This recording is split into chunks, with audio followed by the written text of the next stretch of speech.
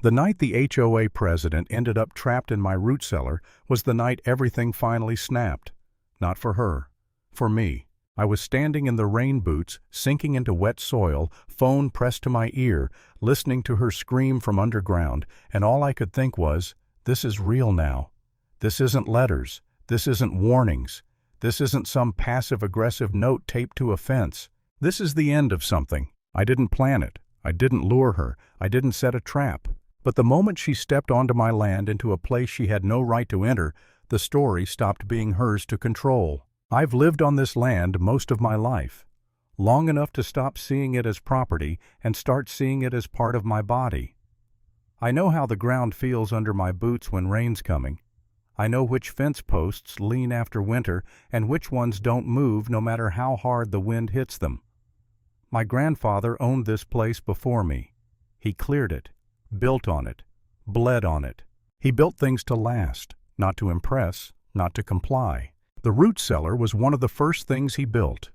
Thick wood, heavy stone, dug into the hill under an old oak tree that's probably older than any HOA rulebook ever printed.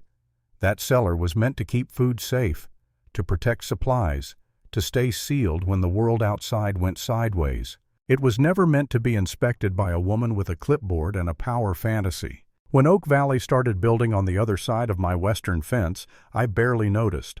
Rows of identical houses went up, identical mailboxes, identical lawns, people waving at each other like they'd all been given the same instruction manual. I figured live and let live. That illusion lasted exactly as long as it took for Margaret Collins to become HOA president. She had the posture for it.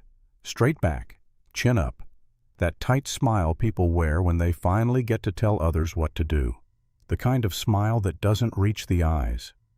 From day one, she acted like Oak Valley wasn't just a neighborhood, it was a kingdom. And she couldn't stand that my land wasn't part of it. She sent letters first. Formal language, bold text. Words like non-compliance and corrective action. I read the first one, then the second. Then I stopped opening them. Not because I was scared, but because they didn't apply to me. That drove her crazy. She started showing up in person, standing at the edge of the road with her phone out, taking pictures of my tractor like it was evidence in a crime scene, measuring my barn lights one afternoon while I was fixing a fence. I asked her what she thought she was doing. She didn't flinch, didn't apologize, just said she was documenting potential violations. That was the moment I realized she wasn't confused. She was deliberate. She filed a noise complaint against my rooster.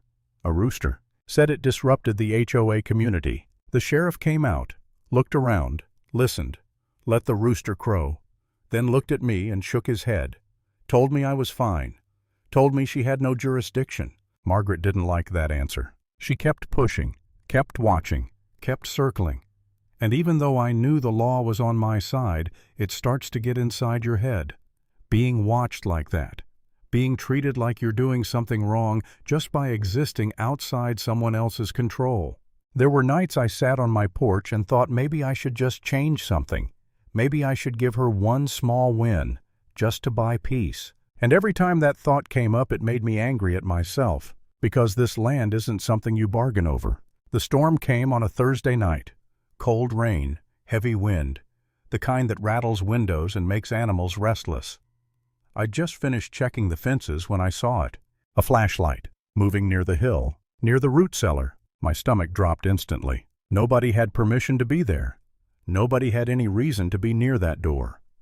The cellar sits away from the house, half hidden by the slope reinforced with stone.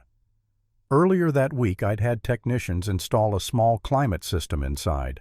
That must have been what caught her attention. I followed the light slowly, quietly, every step deliberate, heart pounding so hard I could hear it in my ears. And then I saw her. Margaret Collins, HOA president, trespassing on my land. She didn't hesitate, didn't look around, just opened the cellar door and stepped inside like she owned the place, like it was her right.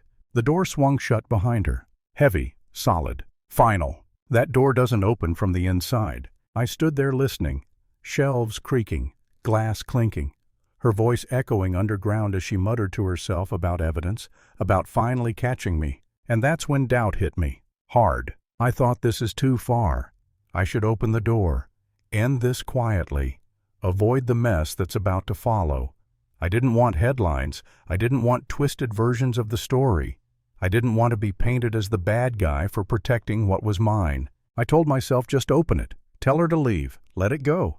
Then the pounding started. Once, twice, harder. Her voice changed, sharp, panicked, cracked with fear when she realized the door wasn't opening. That sound changed everything, because now it wasn't about HOA nonsense anymore. She had crossed a real boundary, a legal one. I secured the latch with the storm padlock. My hands shook as I did it, not from anger, from adrenaline, from the weight of the moment. I stepped back, took out my phone, and called the sheriff. I told him someone was trespassing. I told him where. I told him they were trapped inside a structure not meant to be entered without permission. While I waited, I stood under the oak tree listening to her scream, watching the flashlight flicker through the cracks, rain soaking into my jacket.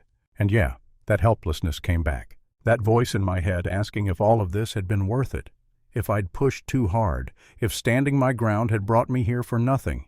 I thought about selling, about leaving, about letting people like her win just so I wouldn't have to deal with them anymore. Then I remembered my grandfather, the way he talked about knowing where you stand, about how land doesn't belong to the loudest voice, it belongs to the one who respects it. The sheriff arrived with his lights cutting through the rain, took one look at the door, the lock, the woman screaming underground. He didn't accuse me, didn't lecture me, just asked one question. Did she have permission to be there? I said no. That was all he needed. He called out to her, told her to stay calm, told her help was there. She started rambling, talking about violations, about authority, about duty. The sheriff didn't argue. He opened the door with me. Margaret stumbled out drenched, shaking, and that's when she saw them. Her board members, standing there, watching. That was the moment her power collapsed. Not because I said anything, but because reality finally showed up. The sheriff made it clear. Trespassing. No jurisdiction, no authority. He escorted her away while she avoided everyone's eyes. When the storm passed, I went back into the cellar, checked the shelves, fixed what she disturbed, stood there in the cool air. I didn't feel triumphant. I felt finished. By morning, the report was filed. The story had spread, and Margaret Collins was no longer untouchable. I stood on my porch watching the sun dry the rain, knowing one thing for sure. Boundaries only matter when you're willing to defend them.